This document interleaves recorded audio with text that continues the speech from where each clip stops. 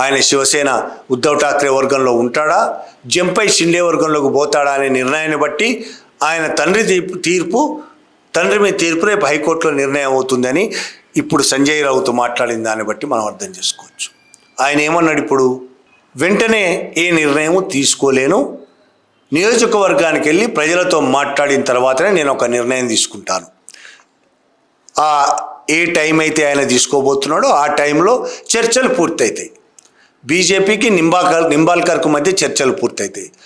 1 ఆర్థిక వ్యవహారాలు చర్చలు పూర్తవచ్చు, 2 వర్క్స్కి సంబంధించిన చర్చలు పూర్తవచ్చు, 3 ఆయన రేపు హైకోర్టుకు వెళ్తే ఆ కేసుకు సంబంధించి తీర్పు ఏమొస్తుందనే దాని మీద కూడా ఒక నిర్ణయానికి రావచ్చు. దీన్ని బట్టి రేపు ఆయన చేరతాడా లేదా అనేది డిసైడ్ అయి ఉంటుంది.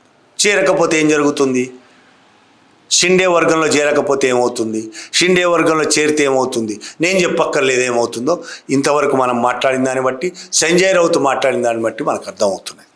దీన్ని బట్టి సంజయ్ రావుతో మాట్లాడిన దాన్ని బట్టి కానీ దేశంలో నడుస్తున్న వ్యవహారాలను చూస్తే కూడా ఇవాళ వ్యవస్థలన్నీ గతంలో చాలాసార్లు నేను చెప్పినట్టు సిబిఐ, ఈడీ, ఎన్నికల కమిషన్, ఇన్కమ్ ట్యాక్స్, ఎన్ఐఏ వీటన్నిటితో పాటు కోర్టులు కూడా బీజేపీ చేతుల్లో బందీలై ఉన్నాయి అనేది అర్థమవుతుంది.